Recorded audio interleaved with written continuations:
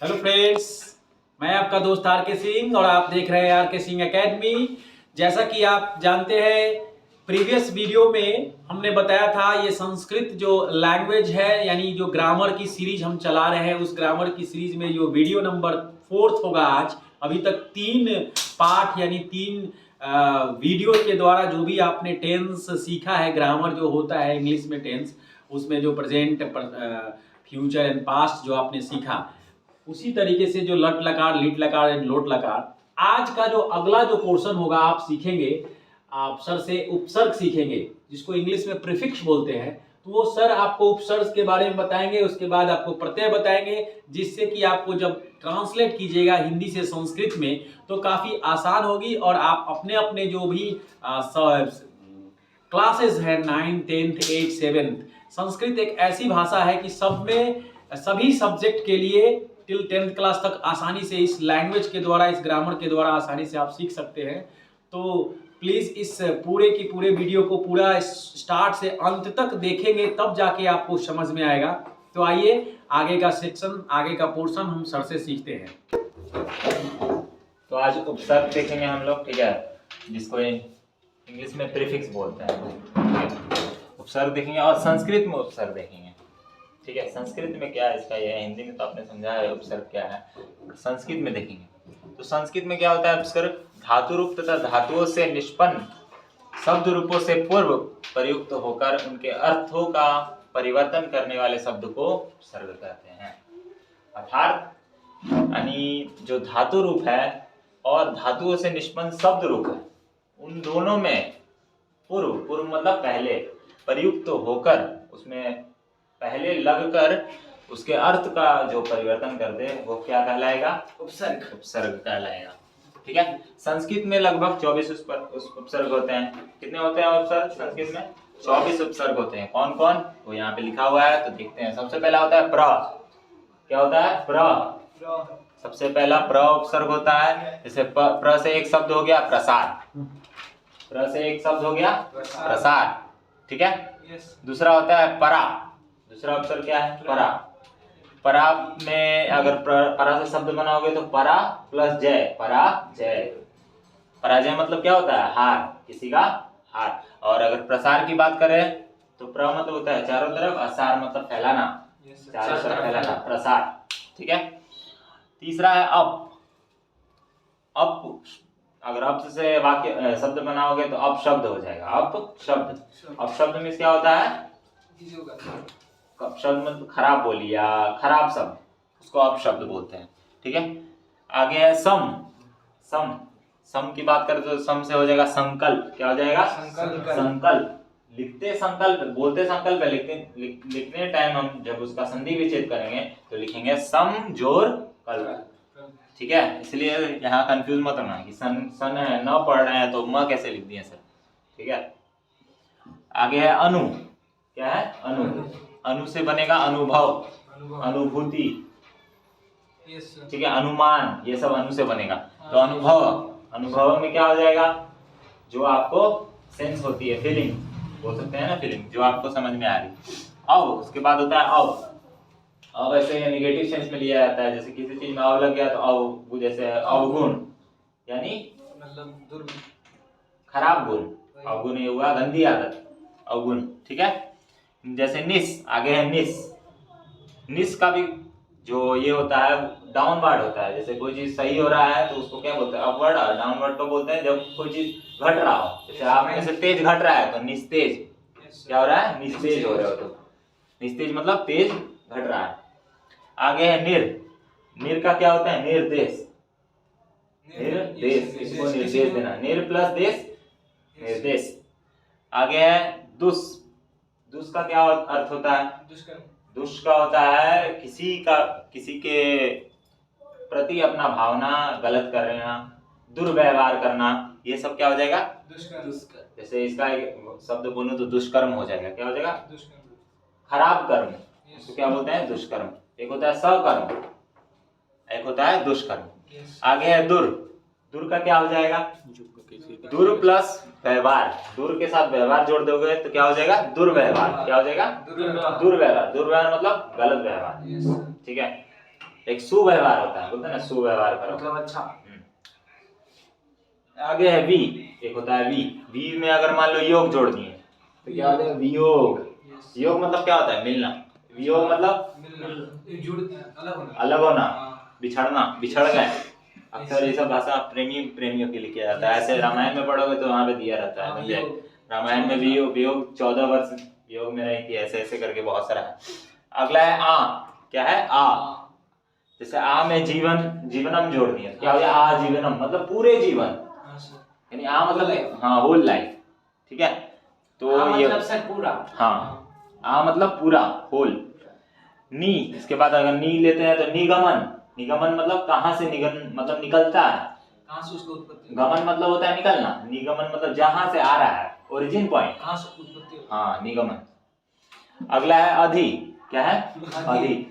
अधि मतलब किसी के ऊपर, किसी चीज को किसी के समीप अपना ये प्रस्तुत करना। जैसे मान लो उसके शब्द बनाते हैं अधिकार, अधिपत, अधिपत स्थापित करना। दूसरे के ऊपर कोई चीज आप अगर स्थापित करते हो तो उसमें अधि लगाते हैं। अधिकार क्योंकि दूसरे के ऊपर लगता है, अधिपत दूसरे के ऊपर करते हैं, दूसरे के ऊपर मतलब कब्जा कर लेते हैं, उसको अधिपत बोलते हैं। आगे है अति, क्या होता है अति, ये होता है अति कर दिया तुमने, होता है ना, सुनते हो अति कर दिया तुमने। जैसे अतिरिक्तम, अतिरिक्त मतलब बचा हुआ, अति प्लस रिक्तम क्या बन गया अतिरिक्तम। रिक्तम मतलब क्या होता है खाली स्थान, वैकेंट प्लेस। रिक्तम मतलब वैकेंट प्लेस, और अति मतलब बचा हुआ, अतिरिक्तम। अगला है अपि, क्या है अपि। अपि का अगर बनाते हैं तो अपि गिरती, क्या हो जाएगा अपि गिरती। अपि गिरती का मतलब हो जाएगा, अपि मतलब होता है समीप, समीप, और अपि गिरती का हो जाएगा समीप, गिरती मतलब समीप गिरने वाला, जैसे मतलब ये पेन। हाँ। सु, जैसे अगला है सु। सु में अगर कर दें तो सु प्लस भाषितम, सु प्लस भाषितम सुभाषितम हो जाएगा, ठीक है। सुभाषितम मतलब सर अच्छा बोल। हाँ। प्रति, आगे है प्रति। प्रति में दिनम जोड़ दिए तो प्रतिदिनम, हर दिन, हर दिन, हाँ हर दिन। आगे है परिक्रमा, जो परि से बनता है, मतलब परि जोर कर्मा, चारों ओर घूमना, चक्कर लगाना, परिक्रमा कहलाता है। आगे अभि, अभि का क्या हो जाएगा अभिमान हो जाएगा, अभिभावक हो जाएगा। मतलब अभिभावक मतलब होता है पेरेंट्स, अभि जोर भावक, जिससे तुम्हारा इमोशन जुड़ा हो, ठीक है। उप, अगला है उप, तो उप से क्या हो जाएगा उपगछति, अच्छा बना, क्या हो जाएगा उप से उपगछति। उपगछति का मतलब, उपगछति का मतलब कहीं जाना, ठीक है। जैसे अगला है उत का क्या बन जाएगा उत्थान बन जाएगा। उत का मतलब उत्थान, उठना, उत्थान मतलब उठना, ग्रो से रिलेटेड है, डेवलपमेंट से। चलो तो ये था 22 उपसर्ग, इतने ही उपसर्ग होते हैं। अब हम लोग कुछ प्रैक्टिस देखेंगे। देखो जैसे मान लो प्र से अगर शब्द बनाएंगे तो क्या हो जाएगा प्रतिदिन हो गया, प्रसार हो गया, प्रभार हो सकता है, प्रशासन, कौन हाँ प्रशासन हो सकता है, प्रभारा होगा क्योंकि संस्कृत में ये सब संस्कृत के वर्ड हैं। संस्कृत में वर्ड बता है। परिक्रमा, प्रभार तो हो गया, प्रभारा होगा, प्रभारा हो, ठीक है। प्रशासनम हो जाएगा।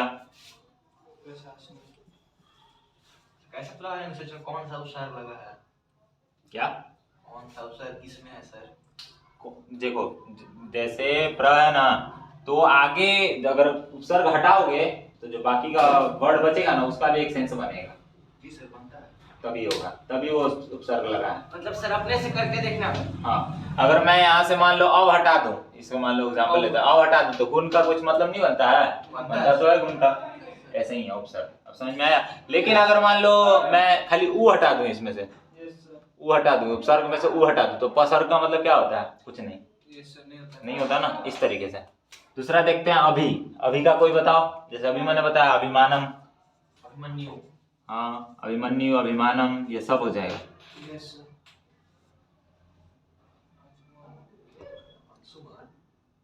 आगे परि, परि से बताओ अगर परि से परिदृश्यम, ये हो जाएगा, परिक्रमा हो गया तो परिदृश्यम हो सकता है।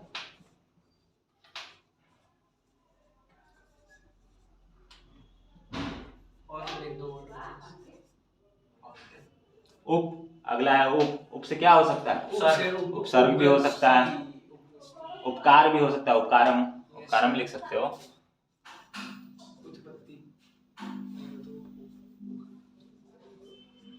उत्तेजना। हाँ, ये भी हो सकता है। ये सब शब्द जो है आप बना सकते हो इस तरीके से। ये समाप्त हुआ उपसर्ग आपका। हो गया क्या? हाँ, सर हो गया। चलो, तो उपसर्ग के बाद हम लोग प्रत्यय देखेंगे। प्रत्यय वे शब्द होते हैं जो किसी शब्द के अंत में जुड़कर नए शब्दों का निर्माण करते हैं। प्रत्यय जो होता है वे शब्द होता है जो किसी शब्द के अंत में जुड़कर नए शब्दों का निर्माण करता है। जैसे संस्कृत में प्रत्यय 5 ही होते हैं। कितने? 5 प्रत्यय होते हैं। कौन कौन? सबसे पहला होता है सुप, दूसरा तिड, तीसरा कृत, चौथा तद्धित और पांचवा स्त्री। ये प्रत्यय होते हैं 5। अब किसका क्या क्या काम है वो देखेंगे, उसके बाद एग्जाम्पल देखेंगे। तो सबसे पहले सुप प्रत्यय, ये संज्ञा पदों के नाम, विभक्ति, वचन आदि को बताता है। संज्ञा पदों जिसमें जैसे ये पहचानने का तरीका है, सुप प्रत्यय को पहचानने का तरीका क्या है? संज्ञा पदों का नाम, विभक्ति और वचन आदि को बताएगा। जो भी संज्ञा पदों का नाम, विभक्ति आदि को बताएगा वो कौन सा प्रत्यय होगा? सुप प्रत्यय होगा। तीड प्रत्यय क्या होता है? ये धातुओं के काल, पुरुष आदि के बारे में बताता है। जहाँ पे काल, पुरुष, कौन सा पुरुष है, कौन सा काल है, ये बताएगा। जो वो कौन सा प्रत्यय हो जाएगा? त्रिदित प्रत्यय हो जाएगा। आगे कृत प्रत्यय, ये सबसे फेमस है। कृत प्रत्यय जो है ये क्या होता है? ये धातु के नाम पद को बताता है। सिर्फ ये नाम पद को बताता है, नॉर्मल नाम ही बताता है। ठीक है, नाम का जो पद है वही बताएगा। आगे है चौथा तद्धित प्रत्यय। तद्धित प्रत्यय क्या होते हैं? ये नाम पदों के विभिन्न रूप के प्रयोग को बताता है। नाम पदों का जो विभिन्न रूप है उसका कहाँ कहाँ प्रयोग होगा वो कौन बताएगा? तद्धित प्रत्यय बताएगा। आगे आखिरी में होता है स्त्री प्रत्यय। स्त्री प्रत्यय क्या है? ये नाम पदों के स्त्रीवाचक रूप बताता है। जैसे मान लो किसी चीज का हम लोग को पुल्लिंग तो पता है, उसका स्त्री पता करना है तो उसमें क्या लगा देंगे? बस स्त्री प्रत्यय लगा देंगे, स्त्री बन जाएगा। जैसे अब एग्जाम्पल देते हैं। सबसे पहले कृत प्रत्यय का एग्जाम्पल देखते हैं। तो जैसे कृत प्रत्यय का एग्जाम्पल होता है भू। जैसे मान लो भू प्लस कत हो, ये कत जो है क्या है? कौन सा प्रत्यय है? कृत प्रत्यय है। तो क्या बन जाएगा? भू प्लस क्या कत क्या हो जाएगा? भूत हो जाएगा। भूत क्या है? एक नाम पद है। भूत क्या है? एक नाम पद है। भूत में कुछ जुड़ा हुआ नहीं है, एक नाम पद है। ठीक है, जैसे भूत बोलते हो तो उसमें क्या कुछ जोड़े थोड़े ना, जैसे अधि, अपि, परा, कुछ ऐसे जुड़ा है, लास्ट में कुछ नहीं जुड़ा हुआ है, तो जुड़ा हुआ है ओनली। तो किस लिए आया? वो नाम पद को बता रहा है। ये पूरा एक नाम है भूत जो है, समझ रहे हो? भूत जो है पूरा नाम है। भूत का मतलब क्या होता है? पिछला नहीं, पिछला भूत उसको बोलते हैं। दूसरा है मान लो भू प्लस तव्य, ये तव्यत प्रत्यय है। ये जो है तव्यत प्रत्यय है जो कि इसमें आता है। तव्यत प्रत्यय क्या हो जाएगा? भू प्लस तव्य, जिसमें भू प्लस तव्य मतलब भवितव्य। क्या हो जाएगा? भवितव्य। क्या हो जाएगा? भू प्लस तव्य भवितव्य। अगर मान इसमें कौन सा प्रत्यय है? इसमें तव्यत प्रत्यय सर ये तव्यत प्रत्यय है। भू प्लस तव्य क्या हो जाएगा? तव्यत। ठीक है सर। आगे अगर भू प्लस तुमुन, ये भी एक प्रत्यय है, स्त्री प्रत्यय। हाँ, तुमुन प्रत्यय भी है। जैसे जिस तरीके से कृत प्रत्यय था, भू प्लस तुमुन क्या हो जाएगा? भवितुम। क्या हो जाएगा? भवितुम। ये सारा था एग्जाम्पल, और ये सारा 5 प्रत्यय है जिसको आपको याद करना है मेनली। ठीक है,